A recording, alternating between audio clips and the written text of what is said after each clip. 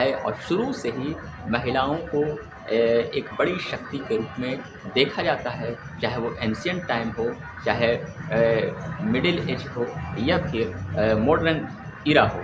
हर इरा में महिलाओं का जो है एक इम्पोर्टेंस रहा समाज में, और आज तो महिलाएं हर क्षेत्र में सफल हो रही है, चाहे वो राजनीति हो, चाहे वो खेल हो, चाहे वो फिल्मी दुनिया हो या फिर जो है शैक्षणिक हो।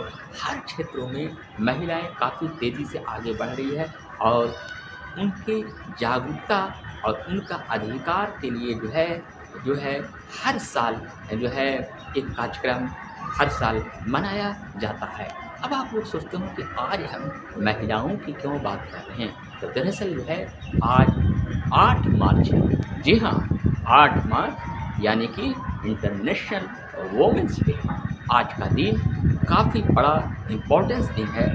साल में 8 मार्च काफ़ी इम्पोर्टेंस रखता है, क्योंकि आज ही के दिन जो है महिलाओं के अधिकार, महिलाओं का सम्मान, महिलाओं को अपने अधिकार के लिए जागरूकता लाने के लिए पूरे दुनिया में इंटरनेशनल वोमेंस डे मनाया जाता है। जी हाँ, अब आप लोग सोचते होंगे कि वोमेंस डे आखिर 8 मार्च को ही क्यों मनाया जाता है। तो आज हम एक इंटरेस्टेड वीडियो लेकर आए हैं। इस वीडियो को एंड तक देखिए, क्योंकि ये वीडियो काफ़ी नॉलेजेबल और इन्फॉर्मेटिव है।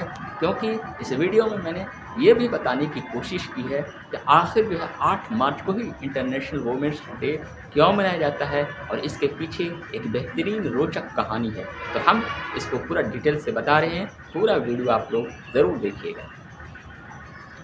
बात है 1908 की। जी हाँ, 1908 में यूएसए में पहली बार महिलाओं ने अपने वेतन बढ़ाने और कई मांगों के लिए हड़ताल की थी। जी हाँ, वो तमाम कामकाजी महिलाएं जो ऑफिस में काम करती थी, उन्हें वेतन कम मिलते थे, इसीलिए उन्होंने हड़ताल की 1908 में।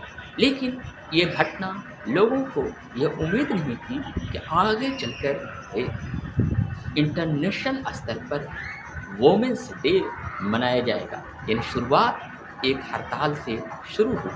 फिर क्या था, 1909 में पहली बार यूएसए में महिलाओं ने राष्ट्रीय महिला दिवस मनाने का एक तरह से प्रस्ताव कर लिया, एक तरह से आइडिया आया।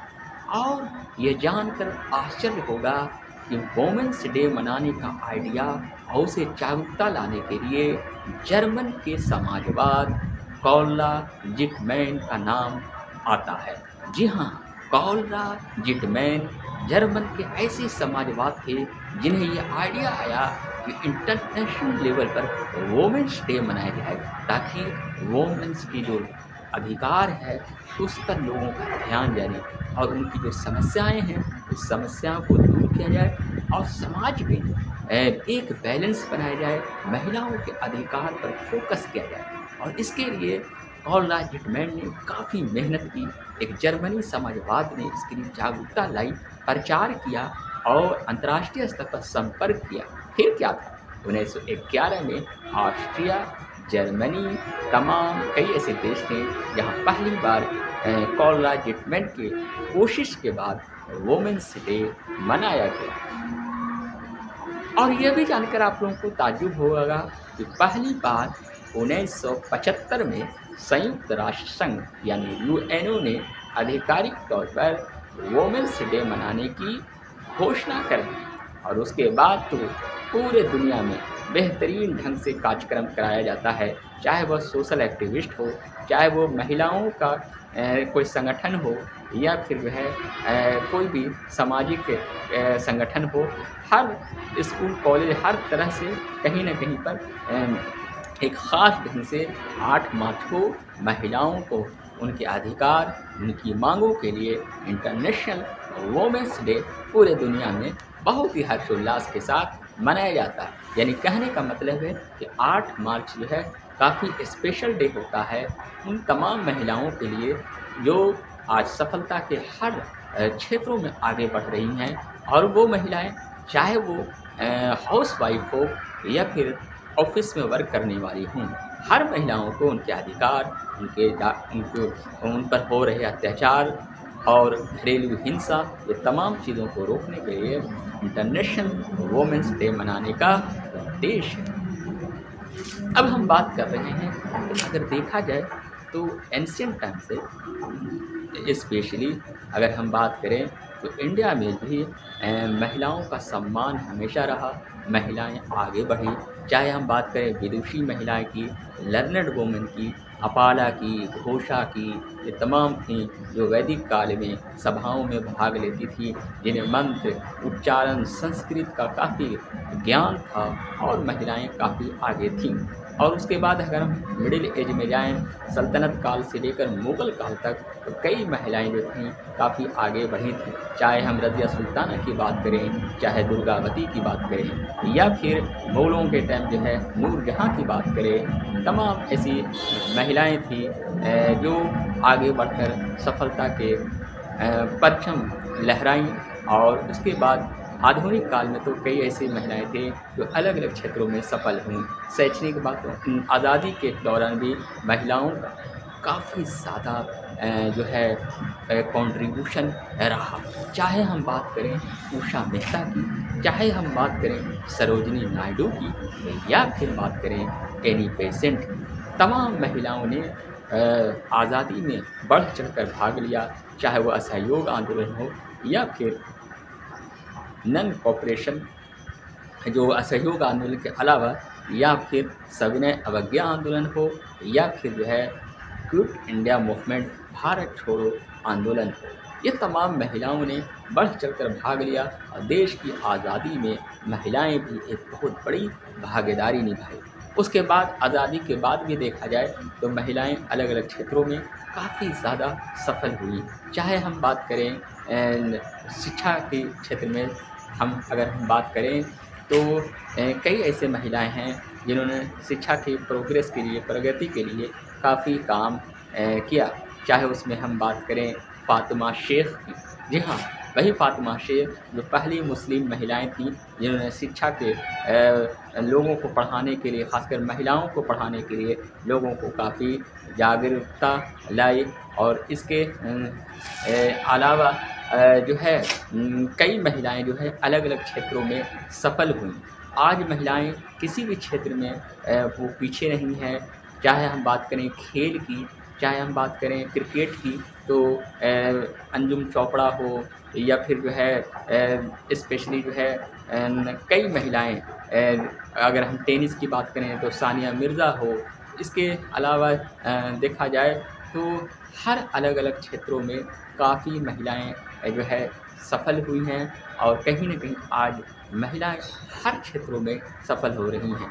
लोकल क्षेत्र की अगर हम बात करें तो अपने अपने क्षेत्रों में भी महिलाओं और लड़कियों लोग अलग अलग क्षेत्रों में सफल हो रही हैं।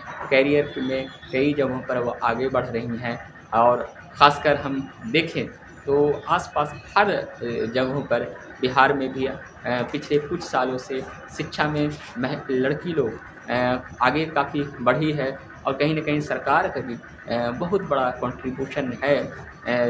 अगर हम बिहार की बात करें तो नीतीश कुमार ने साइकिल योजना लाई, ताकि गाँव कस्बों से जो लोगों को पढ़ने में दिक्कतें हो रही थी, उन तमाम लड़कियों को आने जाने में, जिनका घर जो है स्कूल से काफ़ी दूर था, तो वो साइकिल से आने जाने लगे।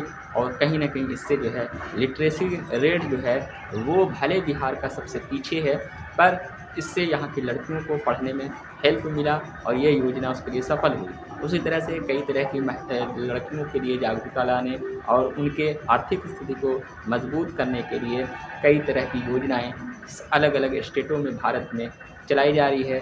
चाहे वो मध्य प्रदेश का लाडली योजना या फिर यूपी का, तमाम जगहों पर इस तरह से योजनाएं लाई जाती है।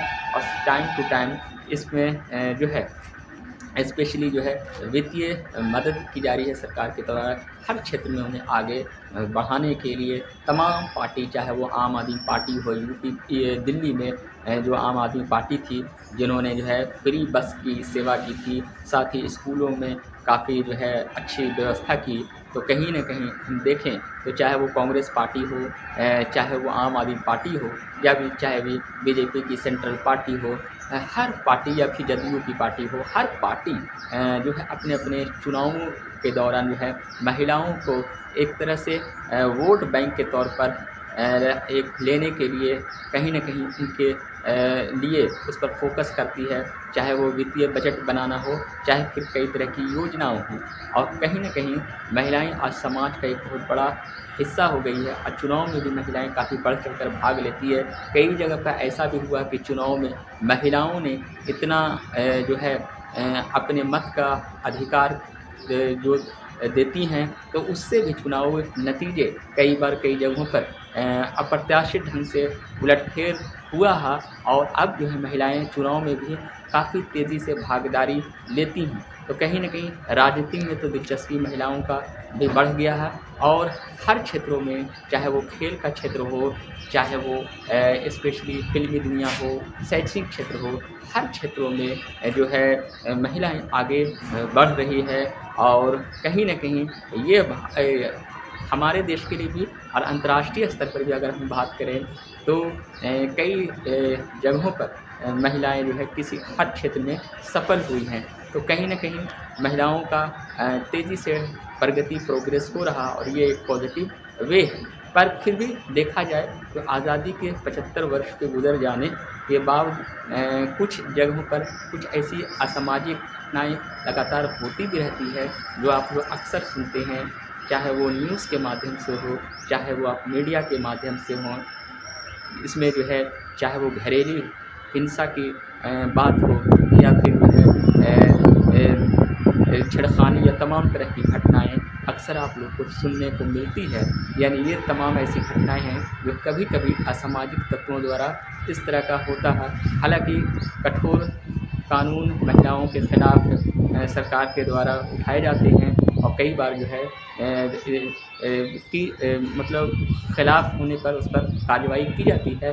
पर सिर्फ़ इतना ही से कम नहीं होगा, महिलाओं का सम्मान करना, उसे समाज में समानता लाने के लिए हर लोगों को आगे आना होगा और महिलाओं के साथ मिलकर समाज में तेज़ी से प्रगति और प्रोग्रेस करना होगा। भारत को एक विकसित राष्ट्र बनाना है, तो उसके लिए एक विकसित समाज की ज़रूरत है और ये तभी होगी जब हर क्षेत्रों में पुरुष हों या महिलाएँ एक साथ हर क्षेत्रों में सफल होंगी। तो 8 मार्च को इंटरनेशनल वुमेन्स डे हर साल मनाया जाता है। मेरी तरफ से यानी कमाल नॉलेज ट्रैक की तरफ से इंटरनेशनल वुमेन्स डे पर बहुत-बहुत शुभकामनाएँ। शुक्रिया।